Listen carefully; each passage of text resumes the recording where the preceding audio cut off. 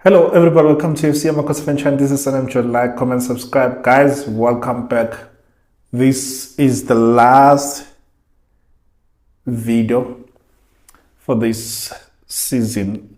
So does it mean that I'll stop recording? No, I won't stop recording. I'll continue recording. I mean, we are waiting for the news about the new coach, new players, changes in the management.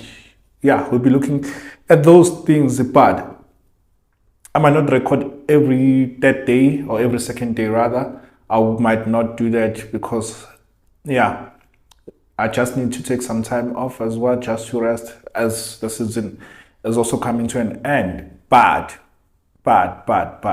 let me tell you this. I must commend you.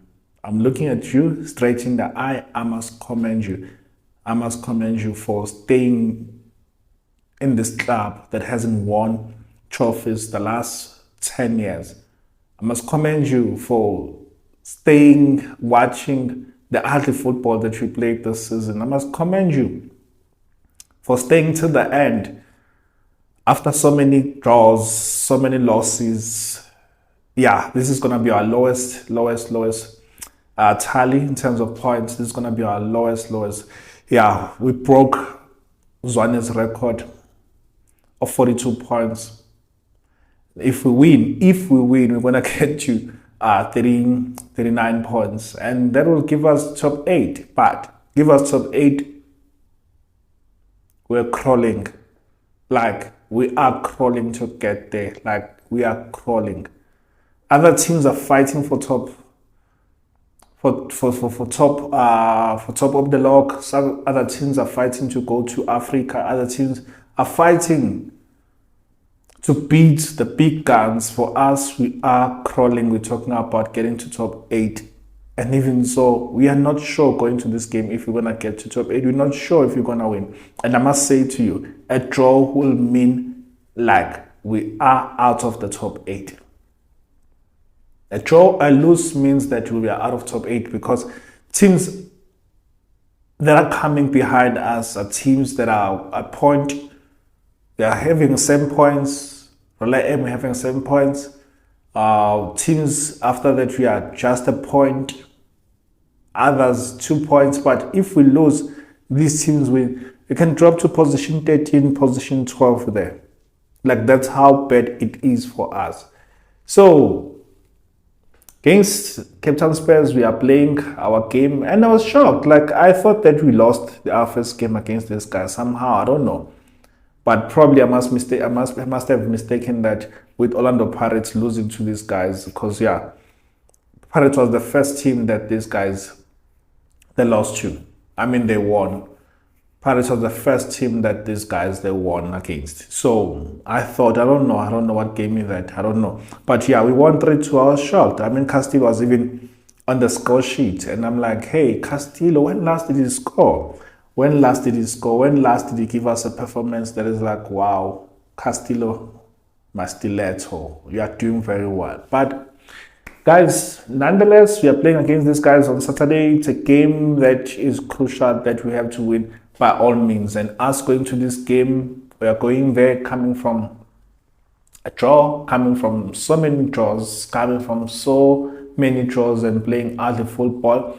And couldn't he be on the sticks on this game? Should he be on the sticks in this game? I believe so. I mean, he came out saying that he's not retiring. There was misunderstanding. He still wants to play. And then I saw an article. Let me just speak on Kuna a bit. Let me just pause it. I saw an article by this guy, by Kekan. Kekan is like, Kune, who are you there to impress now? I mean, why would you want to fight the club? As the club saying that, no, they're not going to renew your contracts, just retire. What is there to prove? Like, what is there to prove? Because you have won almost everything. So what is there to prove? Why are you not retiring? Do you want to leave a bad taste in the mouths of your fans as you still want to continue? Like, there's nothing really out there to go out. I mean, there's nothing really, to go out for. Like, There's nothing. Just relax, just retire and enjoy this time. Retire while you're still at the high. You are still there at your peak. Like retire. I mean, we just heard that Tony Cruz, like he's saying that he's retiring because he has achieved all that he wanted to achieve. He played his best football this year, so he's retiring. So, Kune, do you think that next year you can win something? Probably. That's the reason why he's not retiring. But I also get where Kikana is coming from. Like, I mean, he retired when everyone was still expecting him to play some more. And also, Kune, we are expecting him to play probably a season or two. But I would say that for me, I would say that he must retire, hang his boots, and focus on the next chapter of his life, which we know it's guaranteed by Kaizer Chiefs that it's gonna get a position, because I mean he served the club for 25 years and they are giving him a guarantee position. Remember what happened to Jale? Remember Chele said what? Chele was offered a position at Orlando Pirates. He said he's not gonna take that position. He wants to go. He still wants to play. Then he went to Raleigh and played for a couple of games a season, and then he has vanished to a thin air, and he's not back at Pirates. And I'm fearing that Kune will also vanish into the same pond or wherever that Jelly vanished to. So he needs to be careful that doesn't end up like Jelly when the position is offered and then he says that no, I still want to play, and then he goes and forces his way and then he plays for another club, because if the management is not offering him a contract, then he can end up going to another club, and then guess what, the position that he was promised, he might come back, it's not vacant anymore, it's been occupied. So he needs to be careful on that. But yeah, anyway, back to Cape Town, which is Cape Town Spurs now. These guys, they've been relegated. They have nothing to lose. I mean, they have nothing to lose. They're a young player. Is being linked to other teams as well. And I think I hear that there's Pirates there as well. And another player is also linked to other teams. So they're relegated. And as they are relegated, chances of them coming back, they're very, very slim. I think even now that you have welcomed Mangezi in the top flight, will they last? I don't know what causes these teams not to last. It's few teams who remain at the top of PSL. It's few teams who have managed to do that. I mean, even now we're hearing nothing and we're seeing nothing from Maritzburg United. Remember that they went down having like proper players, and then they were supposed to come back, and then they've been losing. Like, look at Jomo Cosmos. They've never returned to the top flights, like after so many years. I think the only way that teams, they maintain or they manage to get back to the top flights is through buying statuses, because it's rough there. It's rough. Whoever come, Mangezi, Baroka is challenging, and then I forgot that other team as well that is challenging for the playoffs. So I'm just saying that I don't know if Cape Town will ever come back. But yeah, in any case, guys, I'm hoping we finish on a high. We beat these guys convincingly. Like, we beat them convincingly. I mean, the last game that we played, we won 3-2. And this game that we are to play now, we need to win convincingly. I mean, we have to take out calculators, because if we win 1-0 and the team just after us, Raleigh M, and then they win 5-1, for example, or 5-0, I'm telling you, we'll finish number 9, and Raleigh M will finish above us. So let me just check this log quickly, PSL log. Just want to show you this, like including the goal differences. So that's why we need to win with a good score margin. So we are position 8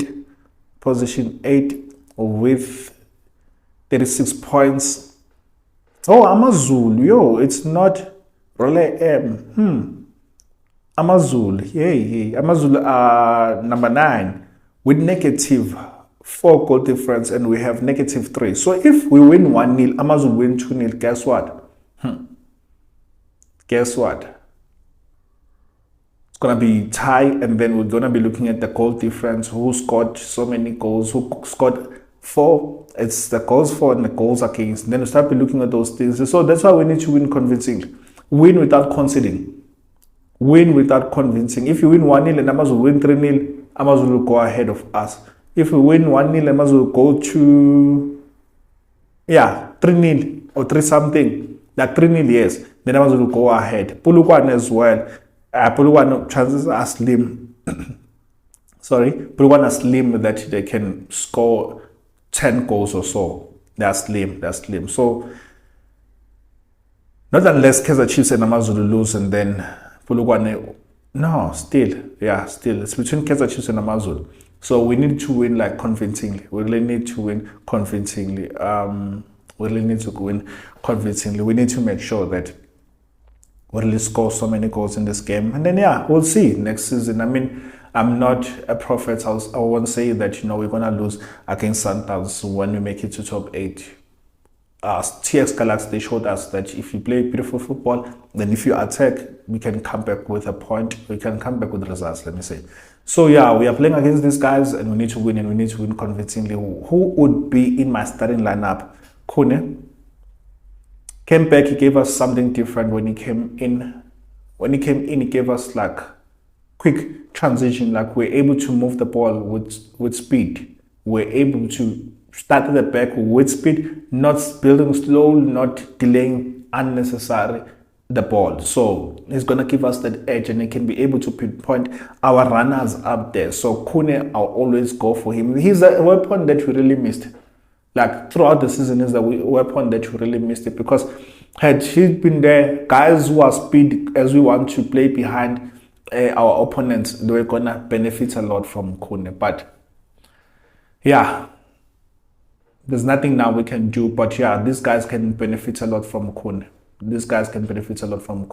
So we Khune, and then Frosler is still out injured, and there are rumors that he's also being eyed. And I think I did, earlier on in the season, in the first round, where the same club that this guy that Ngezan is playing for, they wanted him, and they still want him even now. So chances are he might go to Romania. Is it Romania? He might go there.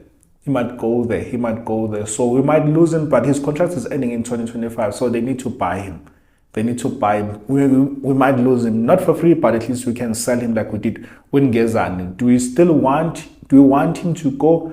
Probably no. Reason being, it means that we have to go to the market and buy another player, buy another right back. And I don't think a right back is a position that now, with Frosler being around, that we need to address. I don't think it's a position that we need to worry about with having Frosler and having Solomons and Kunika there, you can say. So if we're saying that Kunika should go and then we also sell Frosler, that means that you need to buy another right back or two. Because let's say Solomons is injured, who's going to play the right back? Let's say that right back is also out of form. Are you saying Janssen? Janssen is not the right back, and is also still young for us to say that we can trust him with that position. So we can't say that Frosler easily. We cannot say easily that Frosler can go. We need to think about who's gonna play that position, and do we need to address that position? Do we need to go to the markets? Because for me, there are positions that needs to be addressed, but right back is not one of them. And then left back, so it's gonna be. So I'll play Kunika on the right. He played okay for me. I know we are blinded by our hate for him. He played okay there, the right back. But if the coach says that, we are playing a team that really, they won't really attack us, I can play Janssen. So it depends on the approach of the coach. So I'll say that I'll start Kunika, and then let's see what he's offering us. Because I saw him when I saw him linking very well with Villegas. I saw him drifting inside, cutting inside, playing those crosses. I saw him doing the positive things that we hadn't seen in a long time. So it also depends with the player that you are playing with in front of you. So that could have been another factor why he did not perform to his utmost best. I mean, Kunika now, but we know that he flopped this season. But I'll play Kunika, and I'll play Dove is back. I'll play Dove there because Shandy was out in that game. And I know that I've been saying that why as soon as players are coming from suspension, they get back to the starting lineup. I mean, it depends. It depends how was the performance in the previous game for those players that are to be subbed. So also to be benched. So for me, I'll play Hlanti on the bench. I'll put him on the bench and I'll play Dove because Hlanti did not give us anything. So it would be Dove. This side it would be Kwinika, and then two centre backs. I think I don't have to tell you who are going to play there. It's gonna be Titlokwe, and not that who I want, but it's gonna be Titlokwe, and it's gonna be on the right, on the right centre back. It's gonna be Msimango. So that's how I think the backline is gonna be, and that's how I think it should be. So in front of them, Teto came in, gave us something different, gave us like width. We were able to spread the pitch. We were able to start passing, doing those movements. We were able to start rotating the ball. So Teto at any given time, I'll blame Teto, and I don't know why the coach is not playing players like Vilagazi. I mean, starting your guys like Vilagazi, playing guys like your Zwane. So it doesn't look like Zwane can play this game. It doesn't look like that. So who will the coach play? He'll play Sitebe. So it's going to be Mteto and Sitebe. And then on the right, I'll play Vilagazi. I'll prefer Vilagazi. Modi's back as well. Sile did not really give us anything that much last game. Dupreez is injured, so I'll play Vilagazi, and then on the left I'll play Modi. I'll play Modi. Do I have a choice? No. But also, sorry, also with Modi, it's gonna give us something different from Saile. But also Modi's been off of late. Like he's been playing it safe. Like each and every time he gets the ball, he wanna play it behind. But I've seen his work ethic outside of the ball, his movements and his runs. I've seen that. So yeah, I'll play Modi ahead of Silas. I'll let him start on the bench and then come back and come in and change the game. So it's Vilagazi, it's Modi. In front of them, I'll play Ranga as a striker. So it's Ranga, it's Modi, it's Vilagazi. And then behind Ranga, I'll play Mdu Shabalala. He's been doing okay. He's not the best, but he's been like giving us something. So it's Ranga, it's Mtu Shabalala behind, and then on the left it's Modi, then on the right it's Vilagazi, and then behind Shabalala it's Sitebe, and then Mteto, and then Dove, Kwinika, Titlokwe, and then this guy, Msimango and Kuni. That would be the starting lineup. It's not a starting lineup that I would prefer. It's not a starting lineup that I would say that it's the best. But what can you do with the coach? But one thing that I would say that I'm looking forward to is to see Johnson for the last time on the touchline. That's what I'm looking forward to see him for the last time, because yeah, I've had it. So we need to win this game 2-0, 3-0. Don't concede. That means the defense needs to be awoke.